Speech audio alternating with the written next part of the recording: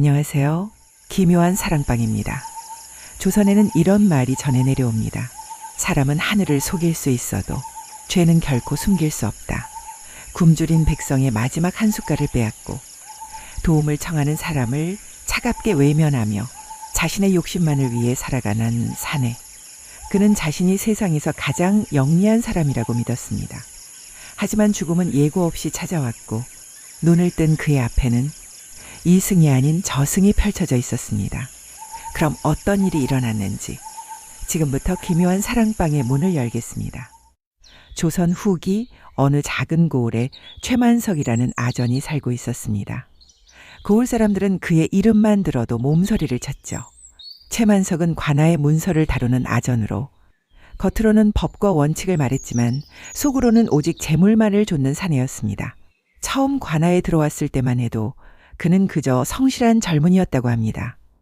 부모를 일찍 여의고 홀로 자수성가한 그였기에 처음에는 오히려 남의 사정을 헤아릴 줄 아는 사람이라는 평판도 있었죠. 하지만 세월이 흐르며 크고 작은 권세가 손에 쥐어지자 사람이 조금씩 변해가기 시작했습니다. 남의 재물을 만지는 손이 조금씩 자신의 곳간 쪽으로 기울어졌고 그렇게 몇 해가 지나자 그는 완전히 다른 사람이 되어 있었습니다. 이웃들은 처음에는 그저 야박한 사람이라 여겼지만 시간이 갈수록 그의 탐욕은 도무지 끝을 알 수 없을 만큼 커져만 갔습니다. 그는 문서와 셈에 밝아 젊은 나이에 이미 관아의 중요한 자리를 꿰찼고 나이 든 아전들도 그의 눈치를 보기 시작했습니다. 고을을 다스리는 사또마저 그의 손에 노란한다는 말이 나돌 정도였으니 그를 막을 수 있는 사람은 어디에도 없는 듯 했습니다.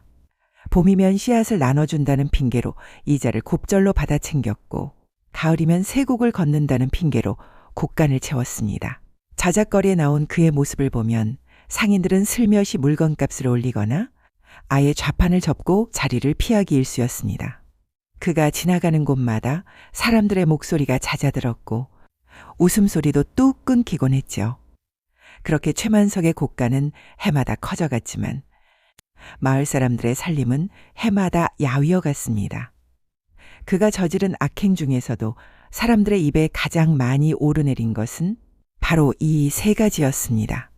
첫째는 죄 없는 일을 옥에 가두어 놓고 그 목숨값을 뜯어내는 수법이었습니다. 세금을 거둘 때마다 최만석은 정해진 것보다 곱절을 매겨 놓았습니다.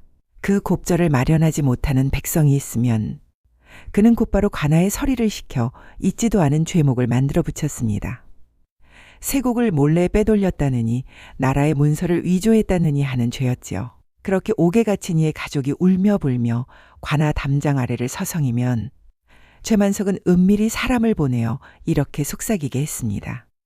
은자 얼마를 가져오면 죄를 없던 일로 해주겠다고 말입니다. 그렇게 받은 은자는 관아의 장부에는 단 한 푼도 기록되지 않았습니다. 최만석은 그것을 자신의 집마루 밑에 몰래 파묻어 두거나 믿을 만한 상인에게 맡겨 논밭으로 불려나갔습니다. 겉으로는 청렴한 아전 행세를 하면서도 뒤로는 그렇게 차곡차곡 재산을 불려나갔던 것입니다. 마을에 돌쇠라는 젊은 농부가 있었습니다. 흉년의 세금을 조금 늦게 냈다는 이유만으로 옥에 갇힌 그는 늙은 부모가 집과 소를 팔아 마련해온 돈을 가지고도 쉬이 풀려나지 못했습니다. 최만석이 처음 말했던 것보다 더 많은 액수를 다시 요구했기 때문입니다. 돌쇠의 아비는 관아마당에 무릎을 꿇고 사정했습니다. 날이 이제는 정말 팔 것이 없습니다. 부디 자비를 베풀어 주십시오. 하지만 최만석은 들은 척도 하지 않았습니다. 결국 돌쇠는 겨울이 다 가도록 옥에서 나오지 못했고 그 사이 늙은 아비는 화병으로 몸져 눕고 말았습니다. 이듬해 봄이 되어서야 겨우 풀려난 돌쇠는 집으로 돌아왔지만 이미 집안은 폭삭 기울어 있었지요. 아비는 자리에서 일어나지 못한 채 여인 손으로 아들의 얼굴만 어루만질 뿐이었습니다. 이렇게 가진 것을 모두 팔아서라도 돈을 마련해 오는 이들이 부지기수였고 그 중에는 집과 세간살이를 모두 팔고도 모자라 딸을 남의 집 종으로 보내야 했던 사람도 있었습니다. 그렇게 뜯어낸 재물이 한둘이 아니었고 끝내 돈을 마련하지 못해 옥 안에서 병들어 죽은 이도 있었다고 전해집니다. 둘째는 힘없는 과부와 호라비의 논밭을 통째로 삼키는 일이었습니다. 남편을 여의고 논 면마지기를 붙이며 근근히 살아가던 이씨성을 가진 과부가 있었는데 최만석은 그 땅의 문서를 몰래 고쳐 자기 명의로 돌려놓았습니다. 과부가 억울함을 참지 못하고 관아 앞에서 소리를 높이자 최만석은 도리어 그녀의 하나뿐인 아들을 세금을 속인 죄인으로 몰아 관노로 팔아넘겨 버렸습니다. 어미는 아들의 이름을 부르며 관아 마당에 주저앉아 통곡했습니다. 내 아들이 무슨 죄가 있단 말이오. 차라리 나를 잡아가시오. 하지만 최만석은 그 울음소리를 뒤로하고 유유히 발걸음을 옮겼다고 합니다. 관아 마당에는 그녀의 울음소리만이 한참 동안 메아리쳤습니다. 그날 이후 과부는 실성한 사람처럼 마을을 떠돌다 어디론가 사라졌다고 합니다. 그와 비슷한 수법으로 논밭을 빼앗긴 이가 한둘이 아니었으니 최만석의 곡간 뒤편 문서함에는 이렇게 가로챈 문서가 산더미처럼 쌓여갔습니다.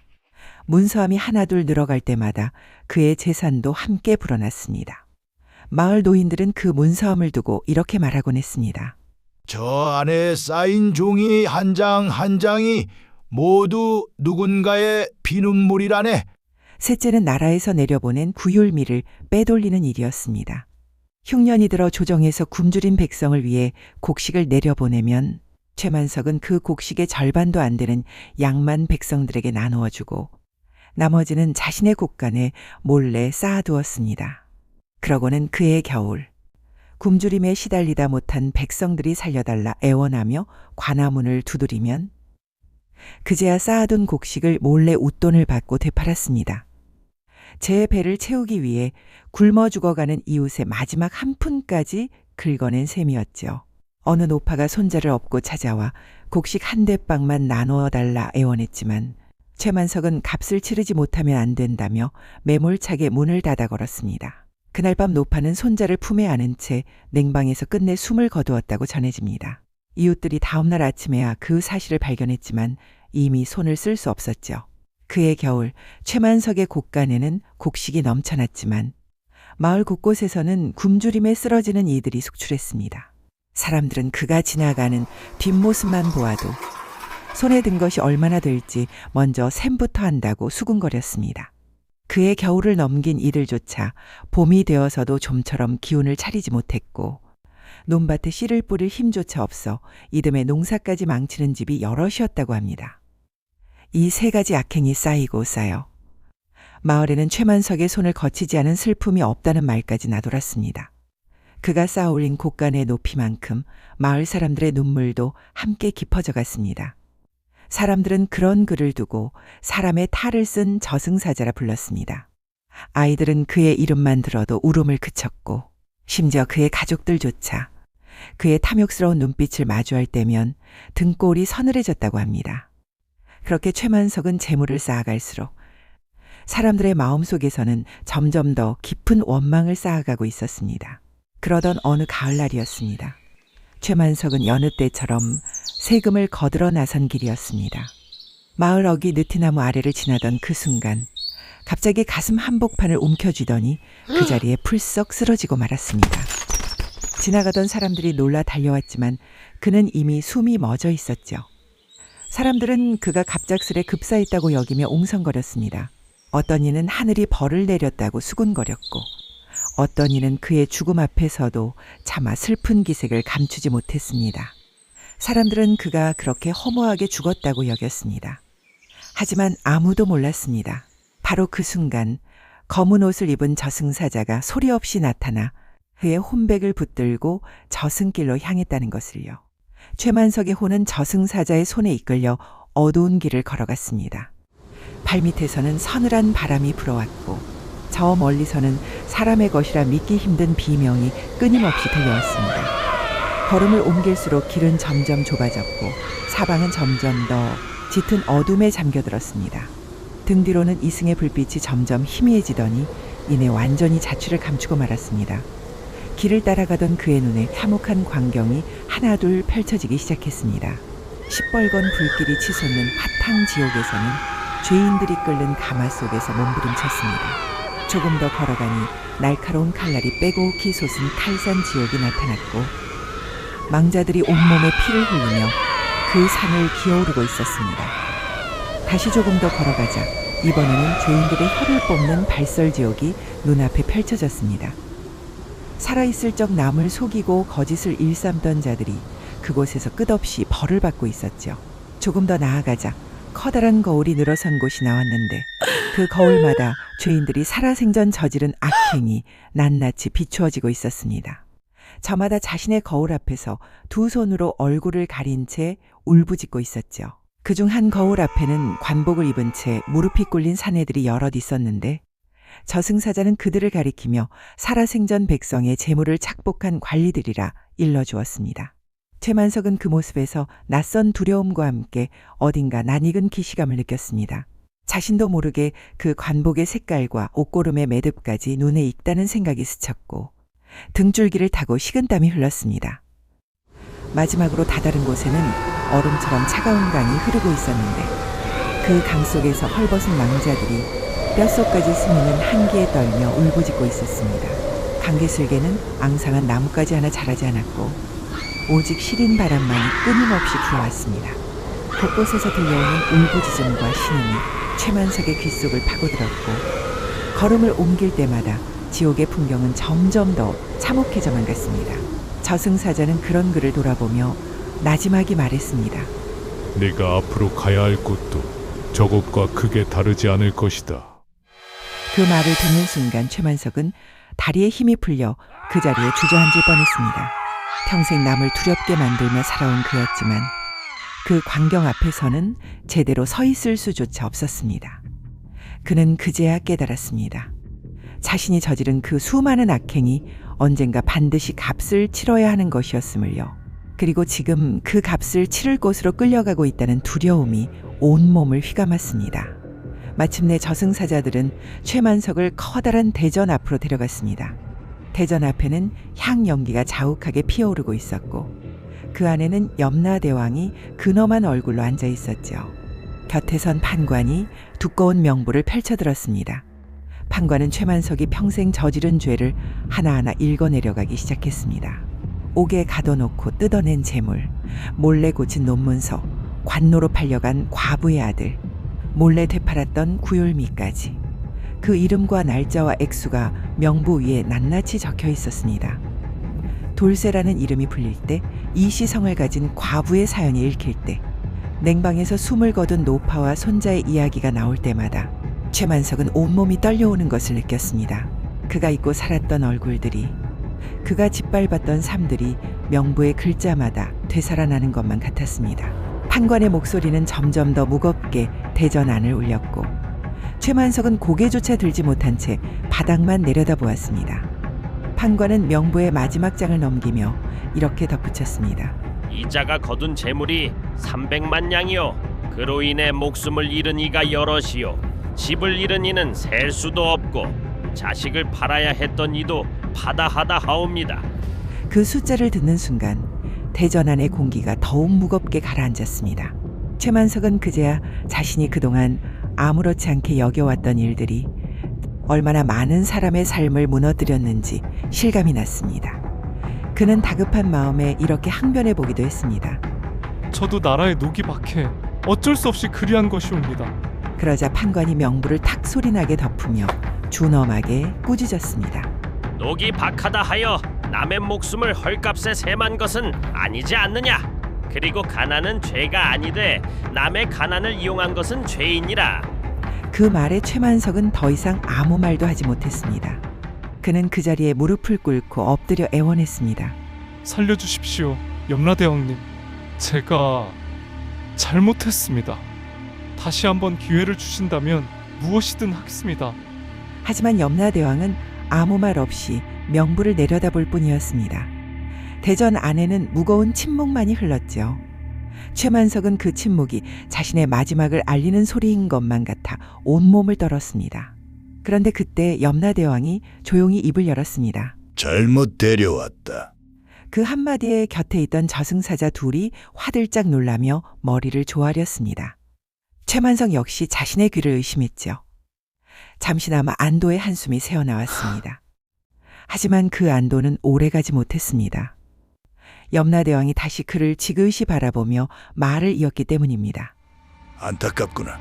지금 당장 내 놈을 벌하고 싶다만 엄연히 명부의 법이 있기도 하거니와 너의 죄가 아직 덜 찼다. 그러니 다시 돌려보내주마. 그 말을 들은 최만석의 온몸에 소름이 돋았습니다. 그는 속으로 이렇게 되뇌었습니다. 그렇다면 나는 더 많은 죄를 저지르게 된다는 말인가? 더 채울 죄가 있나? 두려움에 사로잡힌 그는 뭐라 항변할 새도 없이 저승사자들의 손에 이끌려 다시 어둠 속으로 빨려 들어갔습니다. 그리고 눈을 떴을 때 그는 캄캄한 나무관 속에 누워 있었습니다. 사방은 온통 칠흑 같은 어둠이었고 코끝에는 삼배 냄새가 스며들었습니다. 손을 뻗으니 딱딱한 관뚜껑이 닿았죠. 최만석은 온 힘을 다해 관뚜껑을 두드리기 시작했습니다. 그가 죽은 뒤 사흘 동안 집안에서는 상복을 입은 가족들이 곡을 하며 3일장을 치르고 있었습니다. 문상객들이 드나들며 그의 죽음을 애도하는 척했지만 정작 마음속으로는 이제야 마음 편히 지낼 수 있겠다고 안도하는 이들도 적지 않았습니다. 숨이 멎은 지 사흘째, 발인을 하루 앞두고 상여를 준비하던 참이었습니다. 관뚜껑을 마지막으로 살펴보러 온 상두꾼이 관 안에서 나는 두드리는 소리에 기겁을 하고 나자빠졌습니다. 놀란 가족들이 달려와 관을 열자 죽은 줄로만 알았던 최만석이 눈을 뜨고 있었죠. 아내는 그 자리에서 넋을 잃고 주저앉았고 자식들은 놀라 뒤로 물러서다 서로를 부둥켜 안았습니다. 마당에 모여있던 조문객들도 하나둘 비명을 지르며 뒷걸음질을 쳤습니다. 온 집안이 발칵 뒤집혔고 소문은 하루도 지나지 않아 온 고을에 퍼졌습니다. 사람들은 저마다 입을 모아 이야기했습니다. 죽었다 살아났다니 필시 저승에서도 무언가 거래가 있었을 거야. 저리 지독한 사람도 저승에서는 벌벌 떨었나 보구먼. 며칠 동안 이웃 고을에서까지 사람들이 몰려와 최만석의 집 앞을 기웃거렸습니다. 그가 정말 죽었다 살아난 것이 맞는지, 혹시 저승에서 무슨 신묘한 능력이라도 얻어온 것은 아닌지 저마다 궁금해했죠. 하지만 정작 최만석 본인은 아무 말도 할 수 없었습니다. 사흘 동안 자신이 보고 들은 것을 어느 누구에게도 털어놓지 못했죠. 그저 넋이 나간 사람처럼 며칠을 알아누워 있을 뿐이었습니다. 그런 그의 머릿속을 떠나지 않는 것이 있었습니다. 바로 염라대왕이 마지막으로 남긴 그 말이었습니다. 내 죄는 아직 멀었다. 그렇다면 나는 정녕 더 큰 악인이 될 운명인가? 며칠을 뜬 눈으로 지새우던 최만석은 밤마다 지옥에서 보았던 불길과 칼산과 얼음강의 환영에 시달렸습니다. 눈을 감으면 자신이 옥에 가두었던 돌쇠의 얼굴이, 논밭을 빼앗겼던 과부의 울음소리가, 냉방에서 숨을 거둔 노파와 손자의 모습이 뒤섞여 떠올랐습니다. 식은땀에 젖어 몇 번이고 잠에서 깨어나기를 반복하던 그는 어느 순간부터 잠들기가 두려워졌다고 합니다. 그러던 어느 새벽 그는 문득 이런 생각이 들었습니다. 운명이 그렇게 정해져 있다면 내가 그 운명을 바꿔 보이겠다. 그날 밤 최만석은 아내의 손을 가만히 잡고 이렇게 말했다고 합니다. 내 지난 날을 다 갚을 수는 없겠지만 남은 날만큼은 다르게 살아보려 하오. 아내는 영문을 몰라 눈을 껌뻑였지만 그의 눈빛이 예전과는 사뭇 다르다는 것만은 느낄 수 있었습니다. 그날 이후 최만석은 완전히 다른 사람이 되었습니다. 가장 먼저 찾아간 곳은 돌쇠의 집이었습니다. 최만석은 그동안 옥에서 뜯어냈던 재물을 몇 곱절로 갚아주며 마당에 엎드려 이렇게 말했습니다. 내가 자네와 자네 부모에게 큰 죄를 지었네. 부디 나를 용서해 주고. 돌쇠는 처음에는 믿기지 않아 아무 말도 하지 못했다고 합니다. 한참 뒤에야 돌쇠는 떨리는 목소리로 이렇게 물었습니다. 날이 정녕 그날의 날이가 맞습니까? 최만석은 아무 대답도 하지 못한 채 그저 고개를 떨구었습니다. 최만석은 그렇게 옥에 가둬놓고 재물을 뜯어냈던 이들을 하나하나 찾아가 무릎을 꿇고 사죄하며 빼앗은 돈을 돌려주었습니다. 딸을 종으로 보내야 했던 집을 찾아가서는 그 딸의 몸값을 대신 치러 다시 집으로 데려오기도 했습니다. 그 다음으로는 이씨 과부를 수소문했습니다. 몰래 명의를 바꿔놓았던 그녀의 논문서를 찾아내어 되돌려 놓았고, 관노로 팔려갔던 그녀의 아들도 백방으로 사람을 풀어 수소문한 끝에 몸값을 대신 치르고 다시 데려왔습니다. 최만석은 문서를 돌려주던 날 이씨 앞에 큰절을 올리며 말했습니다. 내가 그대의 인생을 짓밟았소. 이것으로 다 갚을 수는 없겠지만 부디 받아주시오. 어미는 돌아온 아들을 부둥켜 안고 오래도록 울었다고 합니다.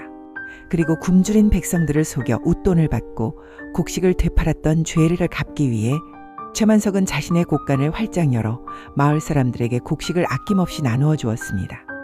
그로부터 몇 해 뒤 다시 한번 큰 흉년이 찾아왔습니다. 예전 같았으면 최만석에게는 오히려 재물을 불릴 기회였을 것입니다. 하지만 이번에는 달랐습니다.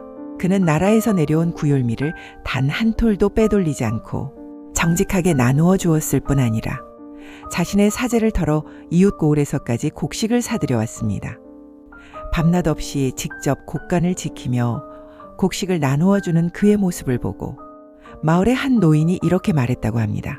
예전에 저 사람 때문에 굶어 죽은 이가 있었는데 이제는 저 사람 덕분에 살아남는 이도 생기는구먼. 그해 겨울 최만석의 고을에서는 단 한 사람도 굶주림으로 목숨을 잃지 않았습니다. 이웃 고을에서 굶어 죽는 이가 속출하던 그 흉년에 오직 이 고을만이 무사히 겨울을 넘겼다고 전해집니다. 이듬해 봄, 마을 사람들은 최만석의 곳간 앞에 감사의 뜻으로 손수지은 떡과 나물을 가져다 놓았다고 합니다. 처음에는 마을 사람 누구도 그를 믿지 않았습니다. 저 사람이 갑자기 왜 저러는가? 분명 또 다른 속셈이 있는 게지. 제 죄를 감추려는 수작일 뿐이야. 두고 보면 알 걸세. 사람들은 등을 돌리고 수군거렸습니다. 1년이 지나도 3년이 지나도 사람들의 의심은 쉬이 풀리지 않았습니다. 최만석의 곳간에서 곡식을 받아 가면서도 뒤돌아서서 그를 흉보는 사람도 있었습니다.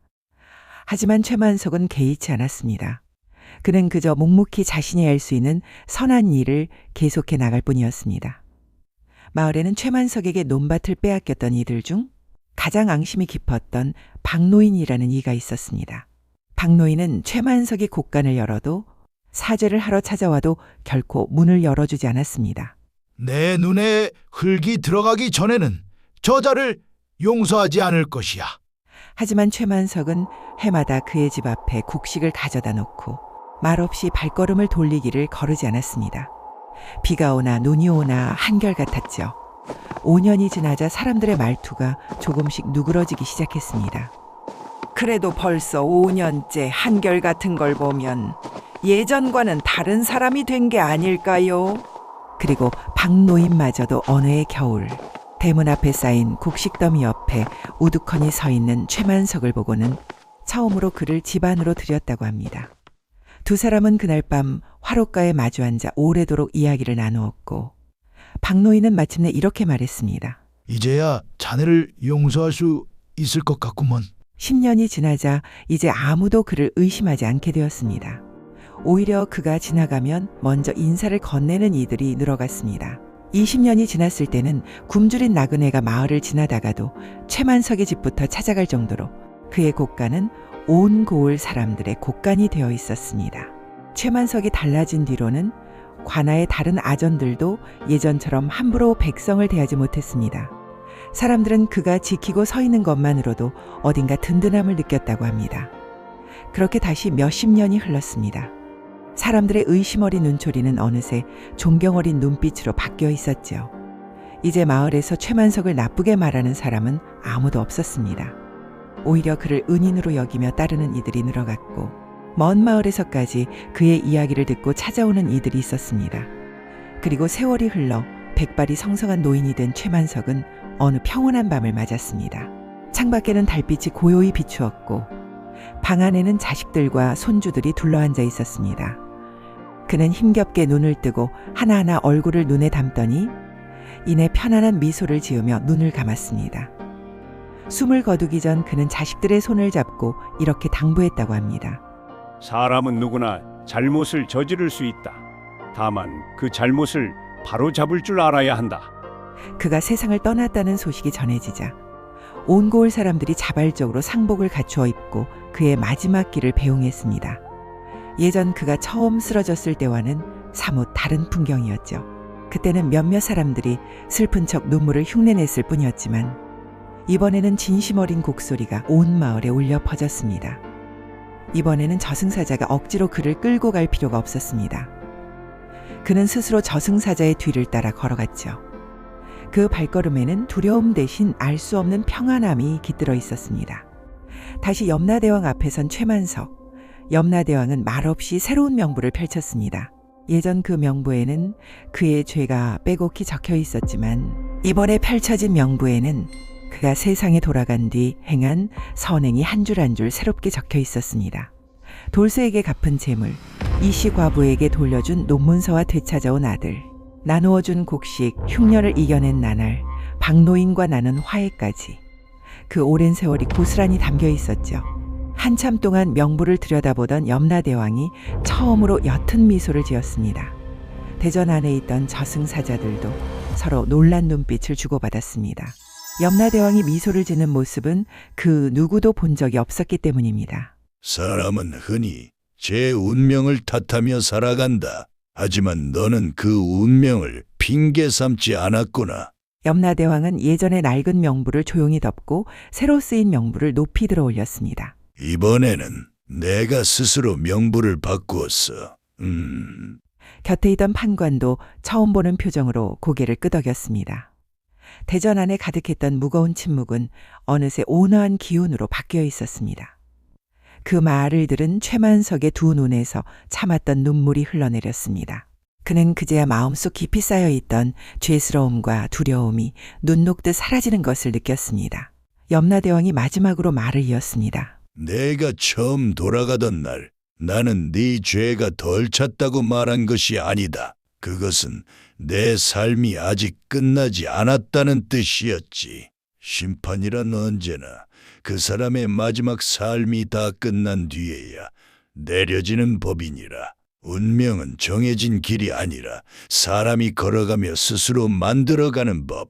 잘 하였다. 그 말을 듣는 순간 최만석은 오랜 세월 자신을 짓눌러왔던 그 말의 진짜 의미를 비로소 깨달았습니다.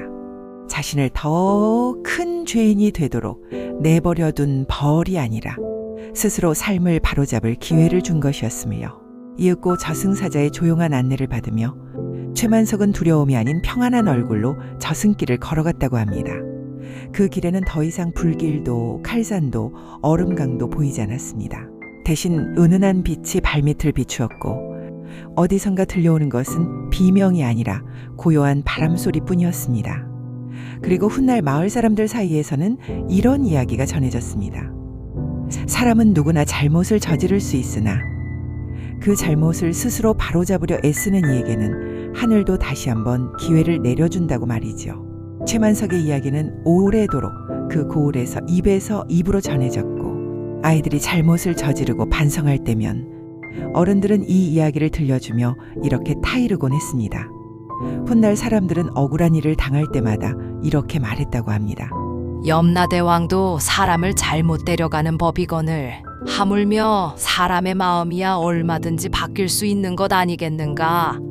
지금 이 순간에도 우리 앞에는 저마다의 명부가 펼쳐져 있을지 모릅니다. 그 명부를 채우는 것은 염라대왕도 저승사자도 아닌 바로 우리 자신의 하루하루입니다. 오늘 우리가 써내려가는 이 하루가 언젠가 우리 앞에 펼쳐질 그 명부의 한 줄이 될 것입니다.